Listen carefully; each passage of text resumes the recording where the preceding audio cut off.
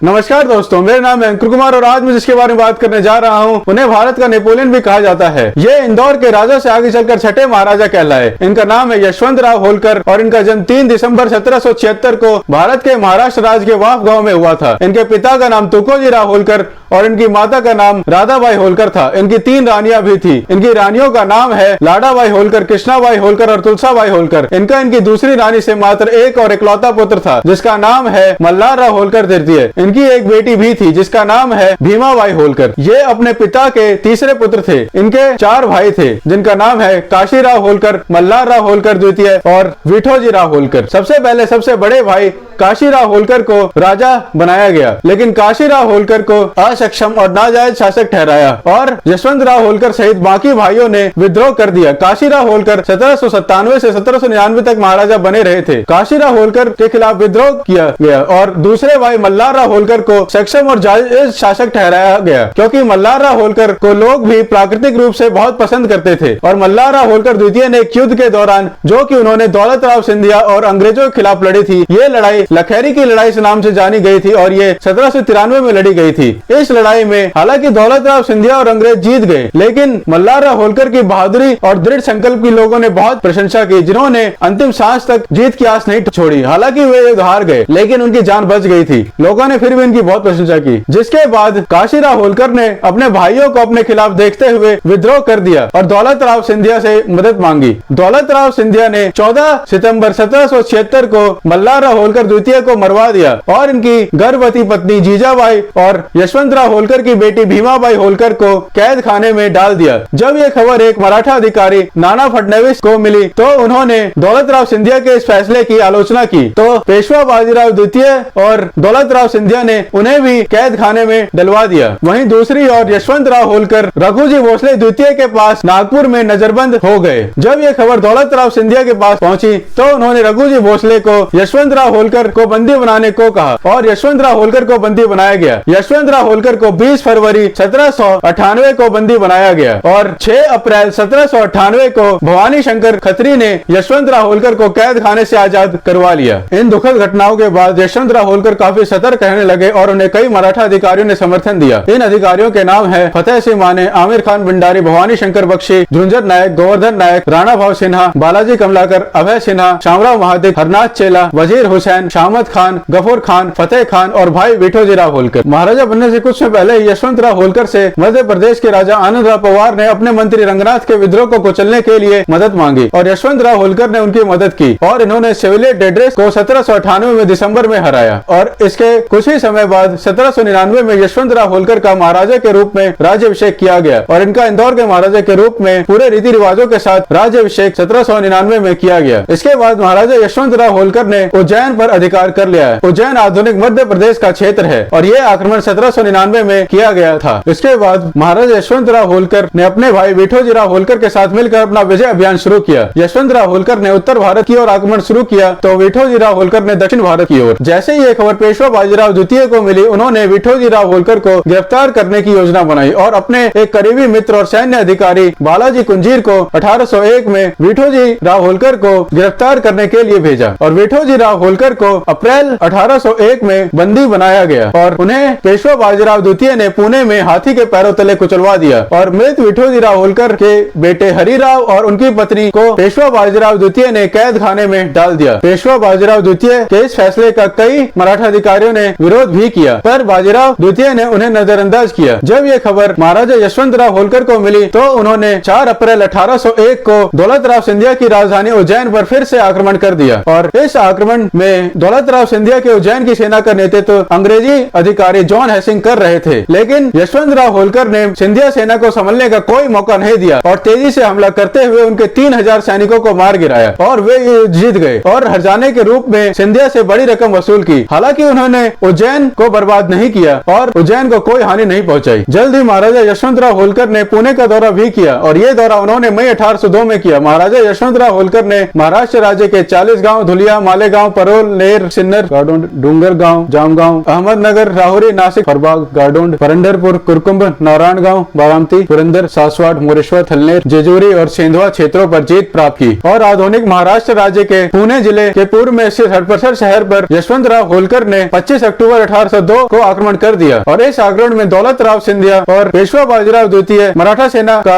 नेतृत्व कर रहे थे। यह आक्रमण दिवाली के दिन किया गया था। पुणे का हडपसर शहर, जो कि पुणे के पूर्व में स्थित है, ये पुणे का सबसे ज्यादा आबादी वाला विकसित क्षेत्र है। इस पर यशवंतराव होलकर ने आक्रमण कर दिया था और इस पर जीत प्राप्त की थी। युद्ध शुरू होने से पहले महाराजा यशवंतराव होलकर ने अपनी सेना से कहा था कि दुश्मन की तरफ से जब तक 25 गोले ना दागे जाएं, तब तक उनके सैनिक आक्रमण ना करें। और जैसे ही दौलत राव सिंधिया और पेशवा बाजीराव द्वितीय की ओर से 25 तोप के गोले दाग दिए गए, वैसे ही यशवंतराव होलकर के सैनिकों ने आक्रमण किया और इन दोनों की सेना को एक साथ हरा दिया। लेकिन महाराजा यशवंतराव होलकर ने पेशवा बाजीराव द्वितीय और दौलत राव सिंधिया को युद्ध के मैदान से जीवित जाने दिया। पेशवा बाजीराव द्वितीय भागकर सिंहगढ़ चले गए। सिंहगढ़ राजनीतिक दृष्टि से एक महत्वपूर्ण किला हुआ करता था, जहां पर पेशवा बाजीराव द्वितीय ने छुप के शरण ली थी। इसके बाद पेशवा बाजीराव द्वितीय एक क्षेत्र से दूसरे क्षेत्र भटकते रहे और उन्हें 31 दिसंबर 1802 को अंग्रेजों ने तरह तरह के प्रलोभन देकर एक संधि पर हस्ताक्षर करवाए। वहीं दूसरी ओर महाराजा यशवंतराव होलकर ने राजधानी पुणे पर अधिकार कर लिया और यहाँ पर अमृतराव को नया पेशवा नियुक्त किया। अमृतराव पुराने पेशवा रघुनाथ राव के भतीजे थे। इन्हें 1803 में महाराजा यशवंतराव होलकर ने मराठा साम्राज्य का नया पेशवा नियुक्त किया। पेशवा को सभी मराठा अधिकारियों ने मंजूरी दी, सिवाय बड़ौदा के गायकवाड़ के। गायकवाड़ ने 29 जुलाई 1802 को अंग्रेजों की अधीनता स्वीकार कर ली थी और उनके साथ संधि कर ली थी। वहीं दूसरी ओर पेशवा बाजीराव द्वितीय जब पुणे पहुंचे, वो 13 मई 1803 को पुणे पहुंचे, तो उन्हें आभास हो गया कि वो अब नाम मात्र के पेशवा थे। उनके सभी क्षेत्रों पर अंग्रेजों ने अधिकार कर लिया था, या तो वे उनके नहीं रहे थे। महाराजा यशवंतराव होलकर जल्द ही दौलत राव सिंधिया और नागपुर के रघुजी भोसले द्वितीय से पुणे में 4 जून 1803 को अंग्रेजों के खिलाफ बोरवाड़ में एक अभियान छेड़ने के लिए मिले। लेकिन महाराजा यशवंतराव होलकर को फिर से धोखा दिया गया और दौलत राव सिंधिया ने पेशवा बाजीराव द्वितीय को, जो कि अब नाम मात्र के पेशवा थे, उन्हें एक पत्र लिखा, जिसमें उन्होंने ये लिखा कि हमें यशवंतराव होलकर की कोई मांग पूरी करने की जरूरत नहीं है। हमें बस यशवंतराव होलकर को यह विश्वास दिलाना है कि उनकी सभी मांगे पूरी की जाएगी, लेकिन युद्ध खत्म होते ही उनकी कोई मांग पूरी नहीं करनी है। और दौलत राव सिंधिया ने यह पत्र बाजीराव द्वितीय को भिजवाया, लेकिन दौलत राव सिंधिया का यह पत्र यशवंतराव होलकर के समर्थक पेशवा अमृतराव को मिल गया और अमृतराव ने यह संदेश पढ़ने के बाद अंग्रेज अधिकारी वेलेस्ली के हाथों दे दिया और वेलेस्ली ने यह पत्र यशवंतराव को भिजवा दिया। और महाराजा यशवंतराव ने यह पत्र पढ़ने के बाद अपना समर्थन दौलत राव सिंधिया और रघुजी भोसले द्वितीय से वापस ले लिया और अलग हो गए। और इसी बीच पेशवा अमृतराव 14 अगस्त 1803 को अंग्रेजों से जा मिले और अंग्रेजों से उन्होंने संधि की और अंग्रेजों ने उन्हें हर साल 7 लाख रुपए का वेतन और बांदा जिले में एक जागीर देने का वादा किया। और यशवंतराव होलकर के बिना ही मराठा सेना ने दौलत राव सिंधिया, अंबाजी इंगले और रघुजी भोसले द्वितीय के नेतृत्व में 1 नवंबर 1803 को राजस्थान के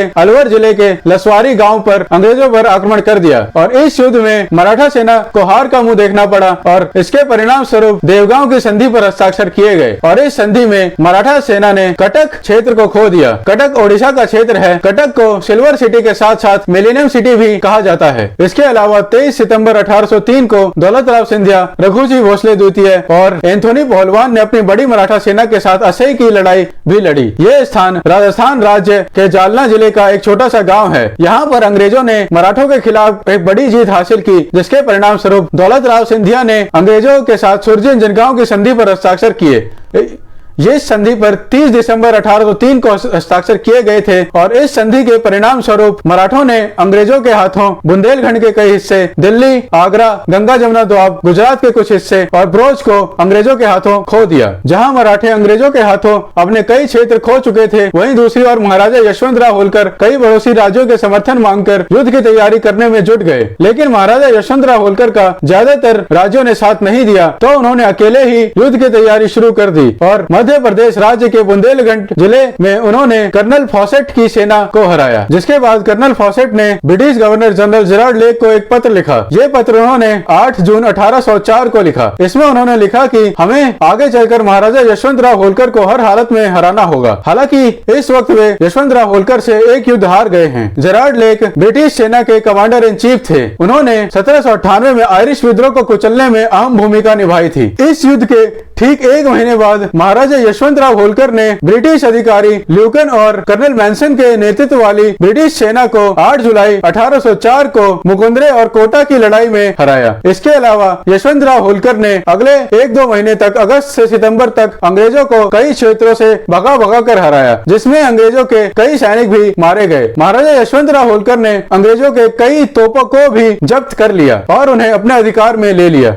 जल्द ही महाराजा यशवंतराव होलकर ने अंग्रेजों के संरक्षण वाली मुगल राजधानी दिल्ली पर आक्रमण कर दिया। इस वक्त मुगल बादशाह शाह आलम द्वितीय मुगलों का संरक्षण कर रहे थे और ये युद्ध 8 अक्टूबर से लेकर 19 अक्टूबर तक चला। इस युद्ध में शाह आलम द्वितीय के साथ अंग्रेजों के अलावा कोई समर्थन नहीं था और इस युद्ध में अंग्रेजी अधिकारी जेरार्ड लेक और डेविड ऑक्टरलोनी मुगलों का नेतृत्व कर रहे थे और इनके पास इस युद्ध में 350 से ज्यादा अंग्रेजी सैनिक नहीं थे, लेकिन फिर भी इस युद्ध में भाग्य अंग्रेजों के साथ था और वे अपनी और बड़ी सेना बुलाने में कामयाब रहे और विपरीत परिस्थितियों को देखते हुए महाराजा यशवंतराव होलकर ने पीछे हटने का फैसला किया और पर जीत के बावजूद मुगल बादशाह शाह आलम द्वितीय महाराजा यशवंतराव होलकर की बहादुरी से बहुत खुश हुए और उन्होंने महाराजा यशवंतराव होलकर को महाराजाधिराजा राजा राजेश्वर अलीजा बहादुर की उपाधि से नवाजा।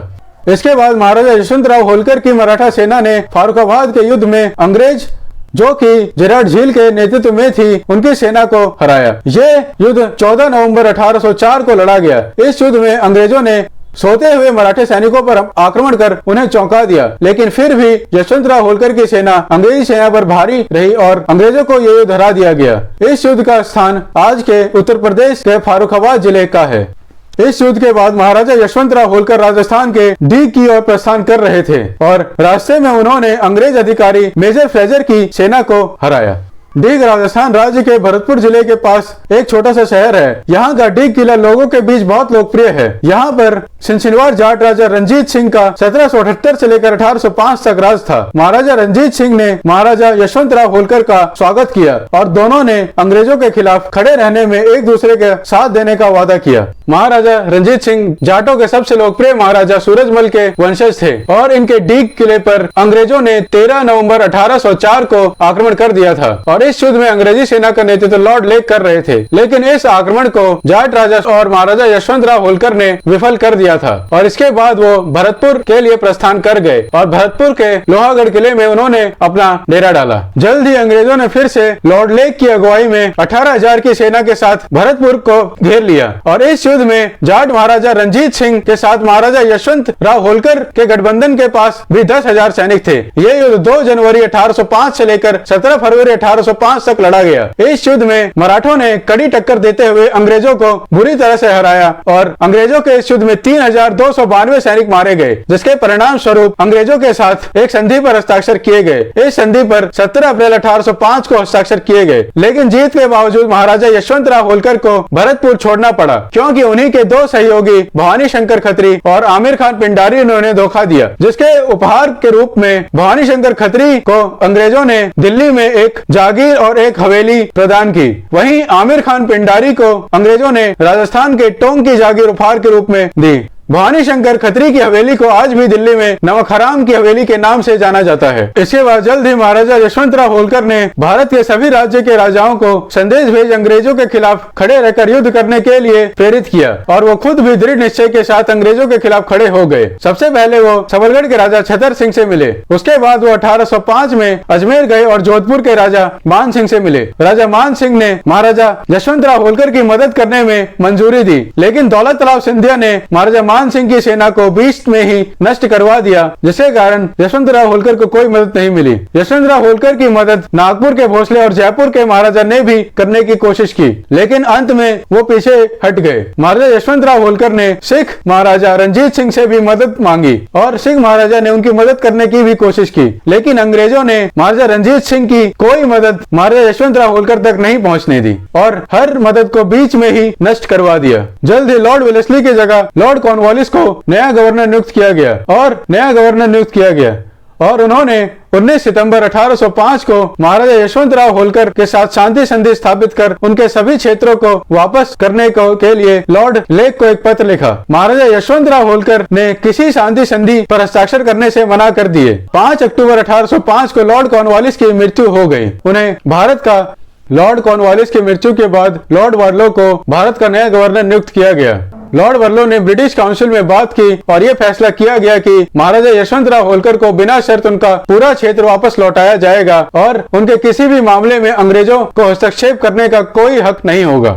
महाराजा यशवंतराव होलकर ने 2 फरवरी 1806 को अंग्रेजों के साथ बिना शर्त शांति संधि पर हस्ताक्षर किए और अंग्रेजों ने दौलत राव सिंधिया और पेशवा के साथ भी सभी मामलों को सुलझा लिया। अंग्रेजों ने महाराजा यशवंतराव होलकर को विजयी करार दिया। अंग्रेजों में एक अफसर लॉर्ड लेक ब्रिटिश काउंसिल के इस फैसले से नाखुश थे और वो इंग्लैंड वापस लौट गए। हालांकि महाराजा यशवंतराव होलकर ने शांति संधि के बावजूद अंग्रेजों के खिलाफ समर्थन पाने का प्रयास किया, जिसमें वो फिर से नाकाम रहे। इसके बाद महाराजा यशवंतराव होलकर अकेले ही अंग्रेजों को देश से बाहर खदेड़ने के लिए तैयार हो गए और उन्होंने अक्टूबर 1811 तक 200 छोटी बड़ी मार्क वाली तोपें, 1 लाख की बड़ी मराठा सेना के साथ अंग्रेजी ईस्ट इंडिया कंपनी की राजधानी कलकत्ता पर आक्रमण करने के लिए तैयार थे कि उनकी 27 अक्टूबर 1811 को अत्यधिक तनाव, थकान और रक्तचाप के कारण मध्य प्रदेश राज्य के मंदसौर जिले के भानपुरा क्षेत्र में मृत्यु हो गई। इस वक्त इनकी आयु 35 वर्ष थी। महाराजा यशवंतराव होलकर को उनके जीवन काल में कई नामों से प्रसिद्ध किया गया। ये नाम है जुबदत उल उमरा, सेना के सर्वश्रेष्ठ, बहादुर उल मुल्क, साम्राज्य के बहादुर, फरजंद ए अर्जमंद, नोबलमैन का बेटा, नुसरत जंग, युद्ध में सहायक, और अलीजा, महान गरिमा। इनका पूरा नाम शवाज श्रीमंत महाराजा यशवंतराव होलकर था।